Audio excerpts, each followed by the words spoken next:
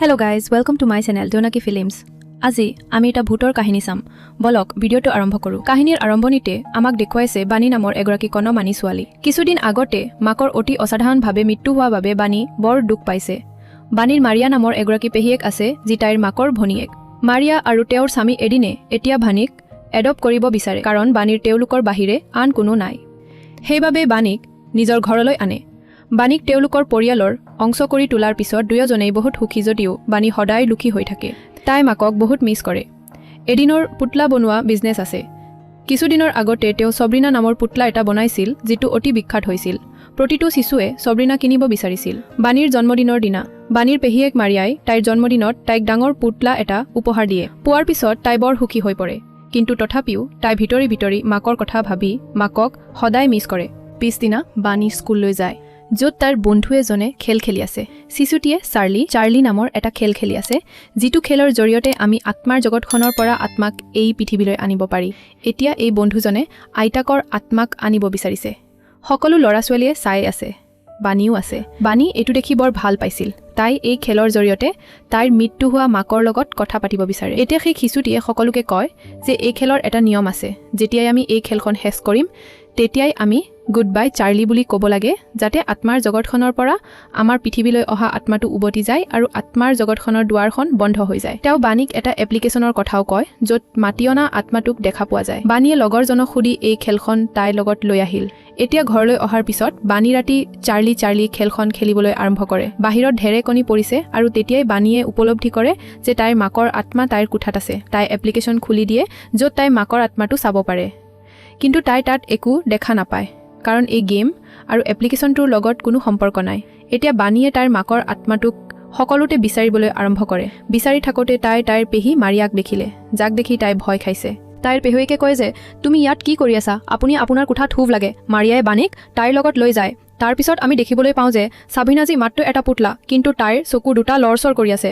অৰ্থাৎ যেতিয়া বাণীয়ে চাৰ্লি খেল খেলিছিল তেতিয়া কোনোবা আত্মা ইয়ালৈ আহিছিল আৰু সেই আত্মাটো এতিয়া সাবৰিনা পুতলাটোৰ ভিতৰত আছে। আৰু কাৰণ ভানিয়া এই খেলখন খেলাৰ পিছত খেলখন শেষ কৰিবলৈ গুড বাই চাৰ্লি কোৱা নাছিল, যাৰ অৰ্থ হ'ল ইয়ালৈ অহা আত্মাটোৱে নিজৰ আত্মাৰ জগতখনলৈ ঘূৰি নগ'ল আৰু এতিয়া সেই আত্মাটো সাবৰিনা পুতলাটোৰ ভিতৰত আছে, যাৰ বিষয়ে ঘৰৰ কোনেও একো নাজানে। এতিয়া পিছৰ দিনা মাৰিয়াই দেখে যে সাবৰিনা পুতলাটো নিজেই কোঠাটোৰ পৰা ওলাই আহিছে, যিটো দেখি তাই ভয় খায়।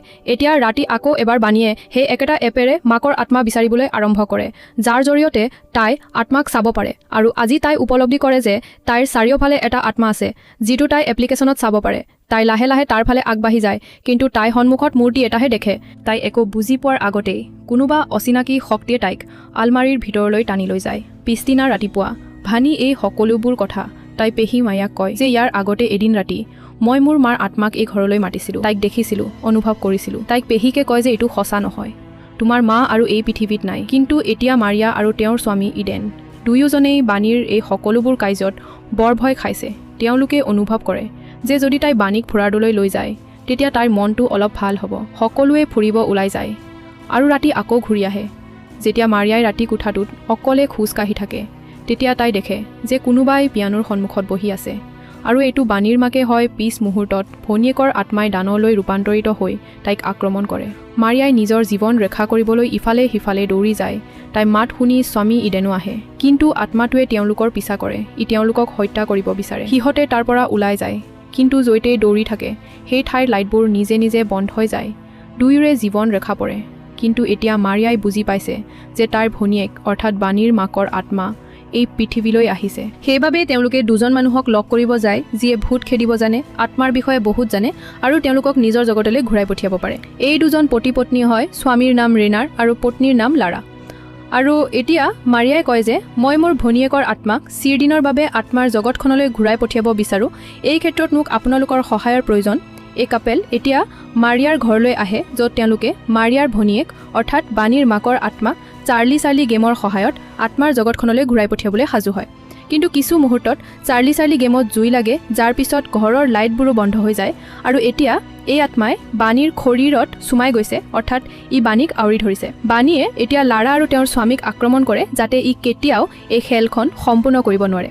কিন্তু কেনেবাকৈ লাৰাই ইয়াক নিয়ন্ত্ৰণ কৰি ভানিয়াৰ শৰীৰৰ পৰা উলিয়াই আনে। তাৰ পিছত এই আত্মাই তেওঁলোক সকলোকে আক্ৰমণ কৰে।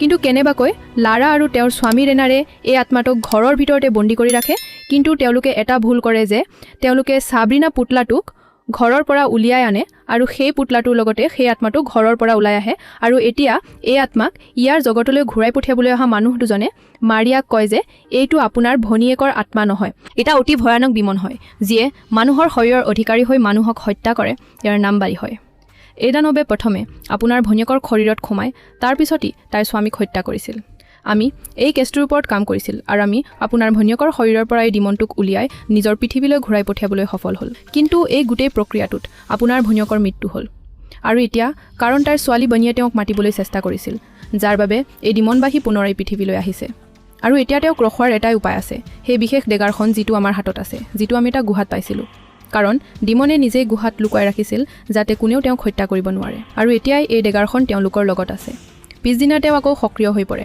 আৰু মাৰিয়াৰ শৰীৰটো দখল কৰে তাৰ পিছত তেওঁ সকলোকে আক্ৰমণ কৰে কিন্তু কেনেবাকৈ সকলোৱে মাৰিয়াক ধৰি লয় যাৰ ওপৰত তেওঁলোকে এটা মন্ত্ৰ কৰে ভূতপ্ৰেত নিৰ্বাসনৰ পৰাই তেওঁলোকে গম পায় যে কিছুদিনৰ আগতে কোনোবাই এই পৃথিৱী